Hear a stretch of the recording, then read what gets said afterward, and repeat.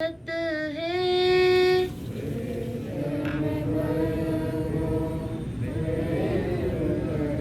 स्वयं ब्रह्म होकर जीव बन रहे थे।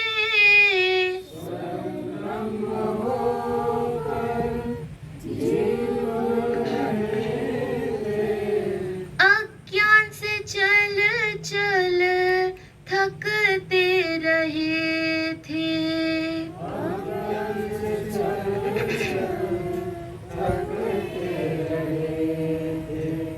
आत्मज्ञान से हम तो स्वस्थ हुए हैं।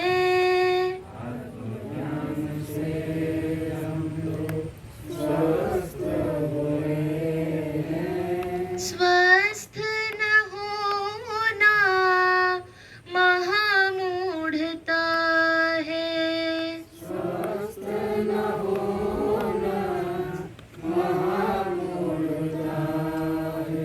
परम ब्रह्म गुरुदेव जो समझा रहे हैं।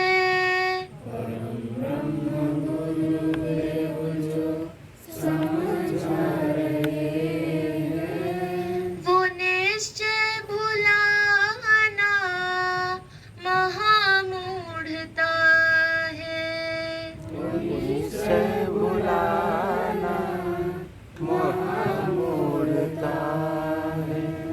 बड़े भाग्य से संत मिले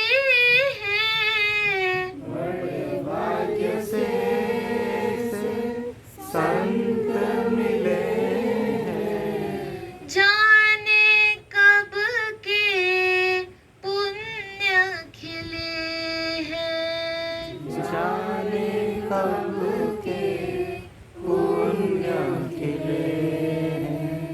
पाकर इन्हें हम तो धन्य बने हैं।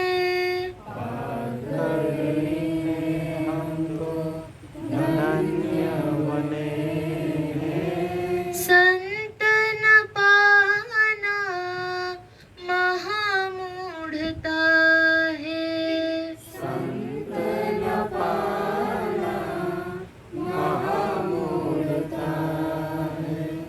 परम ब्रह्म गुरुदेव जो समझा रहे हैं।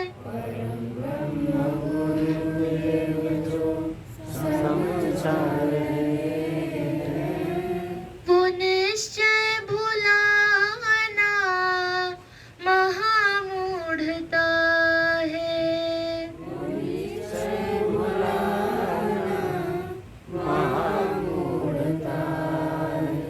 बड़े भाग्य से ऐसा अवसर मिला है।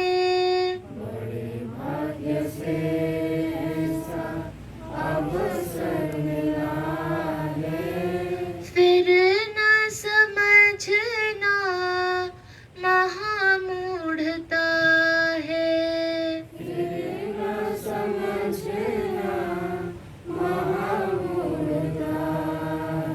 परम ब्रह्म गुरुदेव जो समझा रहे हैं।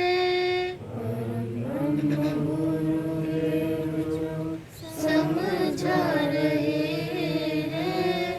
वो निश्चय भुलाना महामूढ़ता है।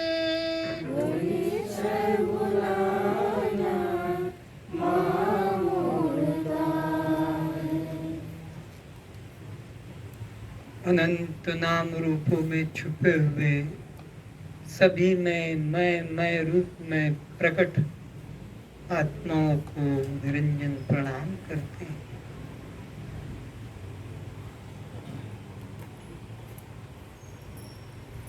बहुत बहुत जन्मों के बाद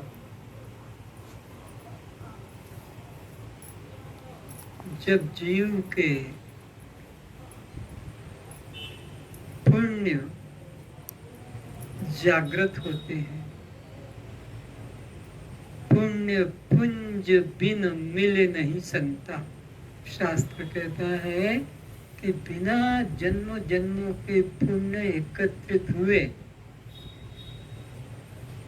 साधारण घटना नहीं है, ये बाजारू चीज नहीं है कीमत चुका कर ले आए। ये जन्मों जन्मों के जब अनंत पुण्य इकट्ठे होते, थोड़े काम नहीं चलेगा, योग कर लिया, यज्ञ कर लिया, जप कर लिया, अनंत अनंत जन्म, तब जाकर अंतिम जन्म में सद्गुरु या संत मिलते। अंतिम जन्म में, अभी जन्म बाकी है तो संत नहीं मिलेंगे। और कोई ऐसे पंडित मिल जाएंगे और कोई ऐसे गुरु मिल जाएंगे, पर जिनको श्रोत्रिय ब्रह्मनिष्ठ गुरु कहते हैं, सच्चा गुरु संत, वो तो अंतिम जन्म में मिलते हैं। और अंतिम जन्म की पहचान क्या है? वासुदेव सर्वमिति। यहाँ एक चैतन्य तत्व के अलावा, एक ब्रह्म तत्व के अलावा अन्य कुछ भी नहीं है। किसी का भी सर किसी के लिए रुके नहीं, एक सबकी दृष्टि मिलती रहे, थोड़ा दाएं बाएं हो जाए इधर उधर होकर,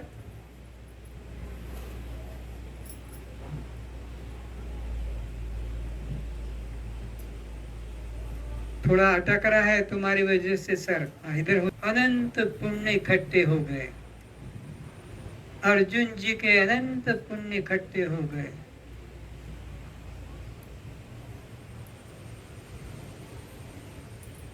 तब जाकर उनको ऐसे संत मिले, कृष्ण जैसे,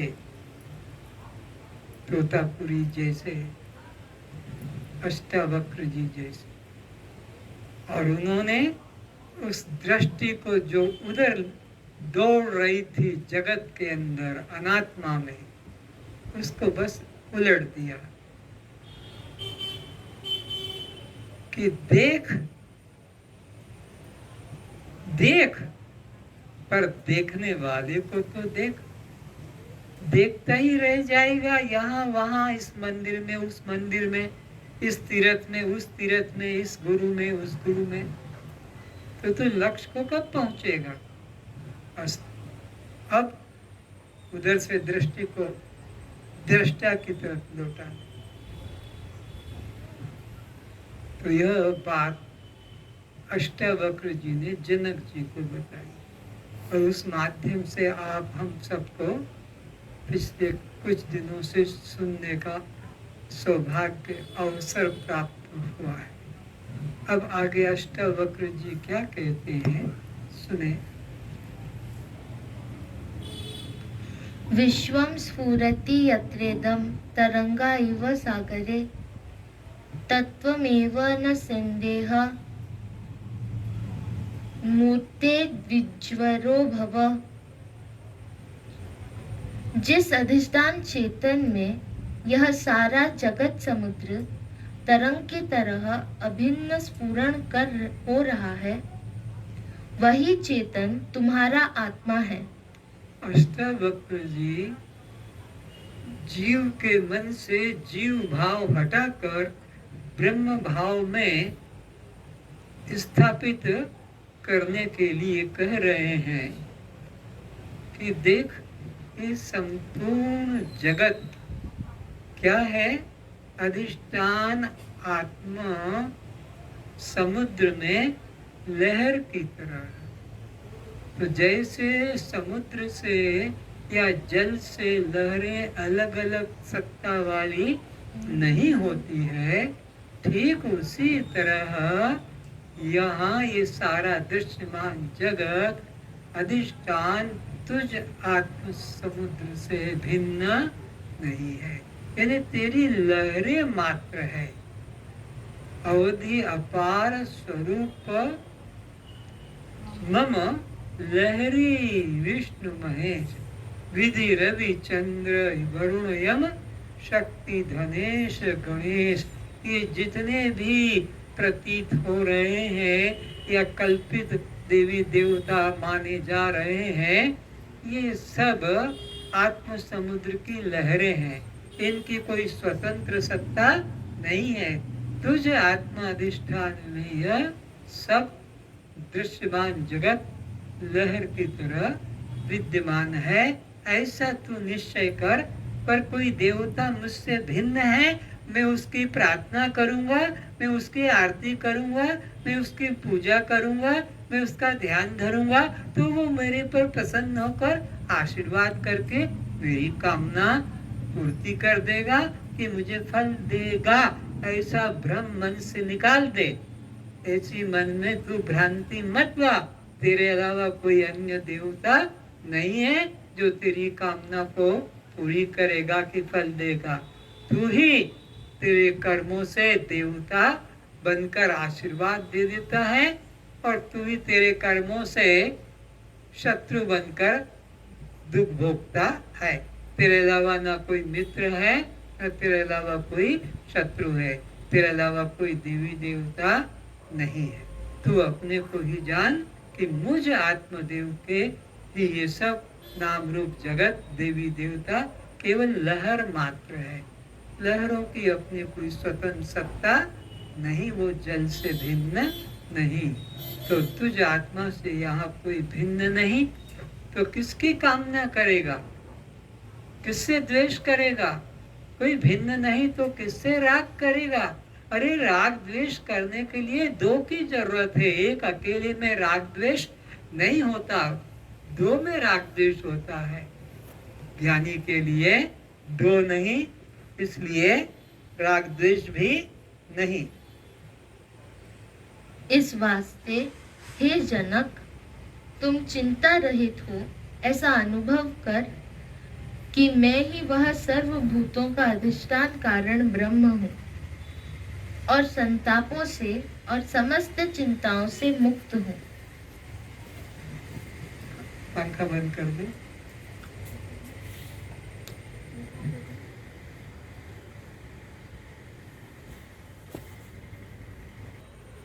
कि मुझ आत्म समुद्र से कोई भी देवता पृथक नहीं है। आगे बोलो। तुम चिंता रहित हो ऐसा अनुभव कर कि मैं ही सर्वभूतों का अधिष्ठान कारण ब्रह्म हूँ, और किसी प्रकार की अब तू चिंता मत कर, क्योंकि दूसरा कुछ है नहीं, आत्मा से श्रेष्ठ कुछ है नहीं, आत्मा से ऊपर कुछ पाने योग्य नहीं, तो तू साधन किस लिए करेगा? साधन तो उसके लिए कर्तव्य है जिसको अभी पाने को बाकी है। अपने से कोई भिन्न सत्ता है, अपने से दूर है, लेकिन तू ही जब है अद्वितीय सत्ता, तो फिर साधन की भी चिंता छोड़ दे और किसी प्रकार के पाने की भी चिंता मत कर। तू स्वयं ही वह साक्षात परिपूर्ण ब्रह्म है। अपने में थोड़ा भी अभाव निश्चय मत कर। अष्टावक्र जी कहते हैं, हे जनक, जो समस्त ब्रह्मांड का एक अधिष्ठान ब्रह्म है, जिसके द्वारा चर अचर जड़ चेतन स्थावर जंगम सब सत्ता प्राप्त करते हैं, वह सर्वाधिष्ठान ब्रह्म तू ही है। कितना सुंदर अनुभव करा रहे हैं कि समस्त नाम रूप जगत का जो अधिष्ठान ब्रह्म है वह तू स्वयं है। ऐसा निश्चय कर, तेरे अलावा और कोई अधिष्ठान नहीं है, और अधिष्ठान से अध्यस्त की सत्ता भिन्न नहीं होती है। अधिष्ठान ही अध्यस्त रूप में प्रतीत होता है। जैसे प्रसिद्ध दृष्टांत है, बंद अंधकार में पड़ी हुई रस्सी में ही, उस अधिष्ठान रस्सी में ही उस अध्यस्त सर्प की प्रतीति होती है, पर अध्यस्त कोई वस्तु नहीं है, अधिष्ठान ही अध्यस्त रूप होता है। तो तुझ आत्मा अधिष्ठान में ये जगत नाम रूप अध्यस्त, इसी प्रकार अध्यस्त कल्पित मिथ्या है। इसका तू मन में चिंता मत कर। और अपने को ही सारे जगत का अधिष्ठान आत्मा जान। तुझ चैतन्य आत्म सागर में ब्रह्मांड रूपी तरंगे उदय अस्त होती रहती हैं। क्या कहा? तुझ आत्मा अधिष्ठान समुद्र में ही यह उदय अस्त रूपी तरंगे उत्पन्न होती रहती है, पर तुझसे यह भिन्न नहीं। तरंगे सागर से भिन्न नहीं। उसी प्रकार यह दृश्यमान जगत, चराचर जगत, जड़ चेतनात्मक जगत, स्थावर जंगम तुझसे भिन्न नहीं है। ऐसा जानकर तू चिंता रहित संताप रहित हो जा। चिंता और संताप किसको होता है? जिसको कुछ पाने योग्य बाकी है या जिससे कोई अलग सत्ता है, उसको चिंता सताएगी। लेकिन तुझसे तो भिन्न कुछ है नहीं, कुछ पाने योग्य और श्रेष्ठ नहीं, तो तू अब सब चिंता को छोड़कर अपने आत्म स्वरूप में, अपने अधिष्ठान समुद्र में स्थित हो जा। जिसमें यह रूप नाम वाला भ्रांतिमय दृश्य प्रपंच उदय होता है, कुछ काल स्थित रहकर पुनः उसी में लय को प्राप्त होता है। वह शाश्वत अधिष्ठान ब्रह्म तुझसे दूर नहीं। जैसे पानी से बर्फ की प्रतीति होती है, उत्पत्ति मालूम पड़ती है, कुछ काल ठहरता है और फिर लीन हो जाता है, उस बर्फ की कोई सत्ता नहीं है। इसी प्रकार ये नाम रूप जगत कुछ समय के लिए अपने पूर्व कर्मों के संस्कार के अनुसार प्रकट होता है और अपने पूर्व कर्म के संस्कारों को भोग कर और फिर वापस ये लीन हो जाता है, सदा नहीं रहता है। तो तू अपने को अधिष्ठान आत्मा रूप जान और ये अध्यस्त नाम रूप जगत को सत्य मत मान। जैसे स्वर्ण से निर्मित अलंकार होते हैं, उसी प्रकार यह दृश्य जगत परमात्मा रूप ही है। तो कारण से हमेशा कार्य अभिन्न होता है। कारण कार्य के बीच में थोड़ा भी कोई अंतर की गैप दूरी नहीं होती है। चूड़ी एक कार्य है, चैन गले की जो डालते हैं कार्य है स्वर्ण का, स्वर्ण कारण है, चैन चूड़ी कार्य है। पर ये चैन चूड़ी की कोई सत्ता नहीं है, केवल भ्रांति है। वो स्वर्ण कारण ही चैन के रूप में, वो स्वर्ण कारण ही चूड़ी के रूप में, वो स्वर्ण कारण जल ही बर्फ के रूप में है, कुछ भिन्न नहीं है। पर अज्ञानी लोग कारण पर दृष्टि नहीं रखते, सामान्य पर दृष्टि नहीं रखते, विशेष पर दृष्टि करते हैं। सामान्य जल है, विशेष ब्रह्म है। सामान्य स्वर्ण है, विशेष चूड़ी चैन अंगूठी आदि है। विशेष कपड़ा नाना प्रकार का है, पर सामान्य सब में सूत है। तो यह विशेष पर दृष्टि मत डालो, सामान्य पर दृष्टि रखो। वो सब में एक जैसा विद्यमान है, नीच में, ऊंच में, छोटे में, बड़े में, विद्वान में, मूर्ख में, पापी पुण्यात्मा में, कीट पतंग में, पशु पक्षी में, स्थावर जंगम में, हरि व्यापक सर्वत्र समाना नेह नानास्ति किंचन एकमेवा अद्वितीयम ब्रह्म। यहाँ एक अद्वितीय आत्म सत्ता के अलावा अन्य किंचित भी नहीं है। नेह नानास्ति। और अगर अलग माना कि वो अलग है और मैं अलग हूं, ये परमात्मा का अपमान कर दिया। परमात्मा की अखंडता को तुमने खंडित जाना है। उससे कुछ अन्य मानना, इन्हें परमात्मा की सत्ता का, अखंड सत्ता का अस्वीकार करके उसे खंडित मानना। तो क्या होगा फल? मृत्यु स मृत्युम आपनोति यह इव नान्यो पश्यति। इसको बार बार माँ के गर्भ में जाना पड़ेगा, उल्टा लटकना पड़ेगा, मूत्र द्वार से बाहर निकलना पड़ेगा और बहुत बहुत कष्ट सहन करना पड़ेगा। और एक नहीं, बार बार मृत्यु से मृत्युम आपनोति, मृत्यु से मृत्यु को प्राप्त होना है, बार बार मरना और जन्ना पड़ेगा। किसको? यह इव नान्यो पश्यति, जो आत्मा से किसी देवी देवता, किसी वस्तु व्यक्ति को भी भिन्न मानता है। ने नानास्ति, एक बाल भी, एक तृण भी उस अखंड ब्रह्म सत्ता से भिन्न नहीं है, उसको भिन्न मत मानना। बाल उठाओ तो भी जानना कि ब्रह्म है, और डस्टबिन में रखो तब भी जानना कि ब्रह्म है, और डस्टबिन को भी जानना कि ब्रह्म है, और मल को भी जानना कि ब्रह्म है। कुछ भी भिन्न कभी मत मानना। जहाँ भिन्न माना कि तुमने अपने आप अपने आंखों को फोड़ डाला है, विवेक की आंख को नष्ट कर दिया है।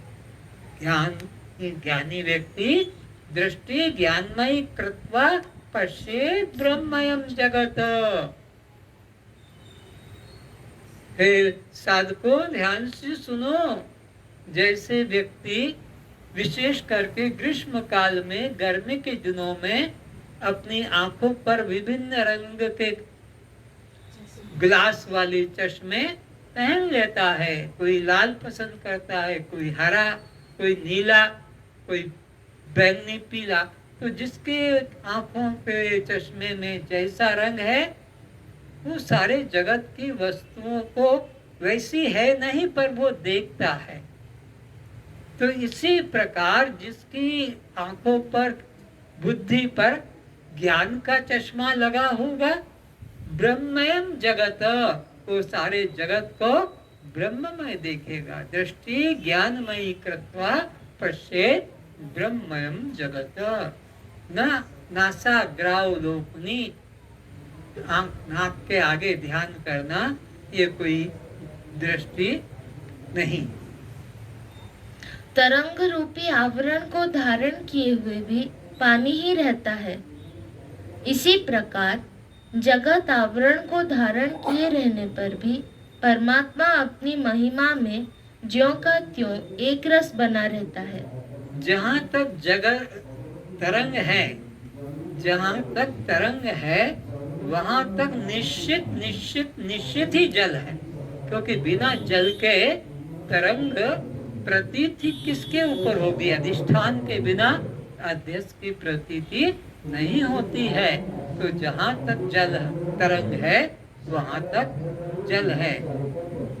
तो आत्मा अधिष्ठान के ऊपर ही सारा जगत तरंगित हो रहा है। आत्मा के भिन्न यहाँ किंचित भी नहीं है। जैसे पृथ्वी में अनेक परमाणु हैं, फिर भी वे सब पृथ्वी ही हैं, कुछ भिन्न नहीं है।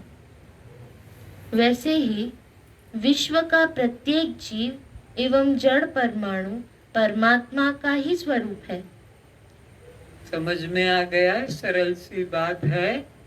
इसीलिए कहते हैं कि कण कण में भगवान है, जर्रे जर्रे में है झांकी भगवान की। सभी कहते हैं सर्वम खलविदम ब्रह्म। पृथ्वी के सब मिट्टी के कण परमाणु पृथ्वी से भिन्न नहीं। तो ऐसे ही जगत के चराचर जड़ चेतन जीव परमात्मा से भिन्न नहीं। जैसे 16 कलाओं से युक्त होकर चंद्रमा उन कलाओं से छिपता नहीं, इसी प्रकार दीपक रूप में प्रकट अग्नि वह अग्नि होती है। चंद्रमा की एक कला होने पर भी वह चंद्रमा की ही कला कही जाती है। अविद्या माया उपाधि के कारण अविद्या माया उपाधि के कारण परमात्मा ही जीव तथा ईश्वर, दृष्टा एवं दृश्य कहा जाता है, परंतु वास्तविक में यह जीव ईश दोनों पूर्ण परमात्मा ही हैं। जैसे एक ही आकाश,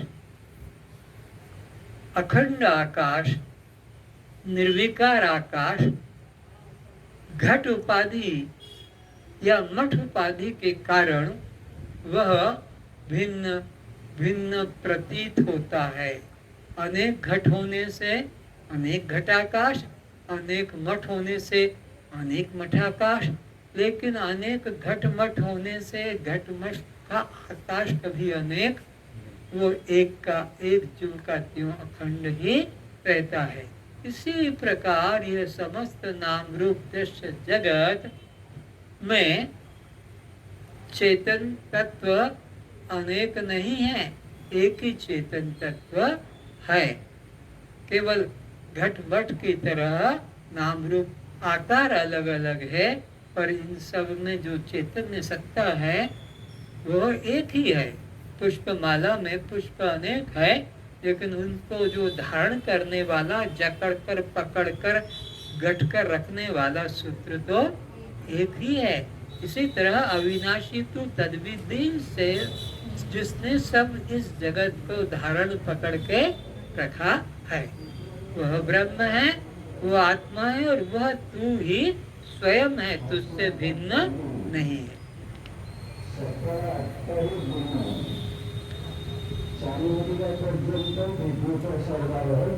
शरीर नहीं है। इस शरीर के साथ माना हुआ कल्पित देहाध्यास को तो छोड़ दे। ये शरीर तू नहीं और ये तेरा नहीं, कार्य सदा कारण का ही कहलाएगा। तो इस शरीर का कारण तू भी नहीं और तेरा पिता भी नहीं, बल्कि आकाश, वायु, तेज, जल और पृथ्वी, ये 5 भूत हैं, और उन 5 भूतों से बना यह 25 तत्व वाला स्थूल देह तेरा दृश्य है। क्योंकि जिस जिस तत्व को तू मेरा कह के बता देता है, भीतर या बाहर, बस जिसको भी तूने मेरा बताया, तो वो कैसे हो सकता है? अरे बाहर कुत्ता है और कहता है ये कुत्ता मेरा है, ये गाय मेरी है, तो तू गाय को देखने वाला, कुत्ते को देखने वाला, गाड़ी को देखने वाला अपने को कैसे गाड़ी, गाय, कुत्ता मान लेगा? क्या पागलपन है? दृष्टा से दृश्य तो अन्य या भिन्न होता है। देखने वाले से देखी गई वस्तु अलग होती है। तो इस शरीर के अंदर कितनी चीजों को तू मेरा करके बता रहा है, तो फिर तू कैसे अपने को वह मान लेता है? मेरा हाथ कह दिया तो तू हाथ कैसे हो सकता है? मेरा जूता कहने से जैसे मैं जूता नहीं हो सकता हूँ, मेरा पैर होने से मैं पैर नहीं हो सकता हूँ, मेरी आंख, मेरे कान, मैं आंख कान कैसे हो सकता हूँ? मेरा दांत, मेरी जीभ, मैं जीभ दांत कैसे हो सकता हूँ? ये बच्चों वाला गणित है कि जो जो मेरा है वो कभी मैं नहीं हो सकता हूँ, मैं मेरे से सदा भिन्न हूँ। तो तू निश्चय कर, यह स्थूल शरीर तू नहीं और यह तेरा नहीं, अगर है तो पंच महाभूतों का या प्रकृति का है। शरीर का तादात्म्य, मन का राग द्वेष, सुख दुख, काम क्रोध, बंध मोक्ष आदि द्वंद्वों का विचार छोड़कर अपने आत्म स्वरूप में स्थित होकर चिंता मुक्त हो विचर। तो तू अपने को देह से मैं पने का त्याग कर दे, देह में मैं भाव मत कर, और इन प्राणों में भी मैं भाव मत कर। ये भूख प्यास धर्म प्राणों का है, ये जन्म मरण धर्म देह का है। इस मन से भी तादात्म्य तोड़ दे। ये सुख दुख धर्म मन के हैं। अरे जीव से भी तादात्म्य तोड़ दे। ये बंध मोक्ष धर्म जीव का है। तू न जीव है, इसलिए तू बंध मोक्ष से रहित है। तू मन नहीं तो तू सुख दुख से रहित है। तू प्राण नहीं तो भूख प्यास से रहित है। और तू देह नहीं तो जन्म मरण से रहित है। और जब तू देह नहीं तो पिता माता भी तेरा नहीं, पति पत्नी भी नहीं, पुत्र पुत्री भी नहीं। फिर वहां ना ब्राह्मण न क्षत्रिय न वैश्य न शूद्र है। जब तू देह नहीं तो मैं गृहस्थी ब्रह्मचारी वानप्रस्थी सन्यासी भी नहीं। जब मैं देह नहीं हूँ तो फिर उड़िया बंगाली मारवाड़ी तेलुगु गुजराती तू नहीं है। और जब तू देह नहीं तो फिर जन्म मरण तेरा कैसे हो सकता है? इसलिए देह का अहंकार त्याग। यद्यपि मैं भगवान आत्मा अखंड होते हुए भी किसी के पूछने पर कि तुम कौन हो तो कहता है कि मैं यह नाम जाति आश्रमी धर्मी संबंधी स्त्री पुरुष पति पत्नी बहन भाई बालक युवा सुखी दुखी कर्ता भोक्ता आता जाता स्वर्ग नर्क आदि रूप अपने को बताना, यह सब गलत हुलिया है। गलत परिचय देना जुर्म है। ये सब परिचय तो तुमने शरीर का दे दिया, तो ये परिचय तो मकान का दे दिया, ये परिचय तो कपड़े का दे दिया। जो कपड़ा तुम पहन के बैठे हो, कपड़ा सफेद तो मैं गोरा, कपड़ा काला तो मैं काला, कपड़ा पीला तो मैं पीला। तो मैं गुजराती में मारवाड़ी में पंजाबी, अलग अलग मील के कपड़े हैं। तो जिस मील का कपड़ा है तो क्या वो पहनने वाला वही थोड़ी हो जाएगा? लेकिन तुमने तो अपना परिचय गलत दे दिया। ये तुम्हारा परिचय नहीं है। तुम्हारा परिचय वह है जो सबसे पहले निकलता है। बाद में जो है वो तुम्हारा परिचय नहीं है। पहला जो निकला, पहला क्या निकला? मैं, फिर सो एंड सो, मैं अमुक अमुक। पर पहले क्या निकलता सबके मुंह से? बस यही तुम्हारा सत्य स्वरूप है। ये नित्य स्वरूप है, ये सदा रहेगा। और ये बीच वाले तो मैं डॉक्टर हूँ, मास्टर हूँ, प्रोफेसर हूँ, कि मैं पति हूँ, मैं पत्नी हूँ, कि पिता, ये सब कचरे में डालने वाली उपाधियां हैं। शुद्ध रूप तुम्हारा मैं है। कोटि जन्मों का पाप है। उपरोक्त असत्य उपाधियों में मैं सत्य रूप को जोड़कर बताना, यह सत्य में असत का भ्रम है। कोटि जन्मों का पाप है देह को मैं मानना। देह तो जड़ है, तुम चैतन्य हो। देह दृश्य है, तुम दृष्टा हो। देह अनात्मा है, तुम आत्मा हो। देह पर प्रकाश है, तुम स्वयं प्रकाश हो। देह शव है, तुम शिव हो। देह प्रकृति है, तुम पुरुष हो।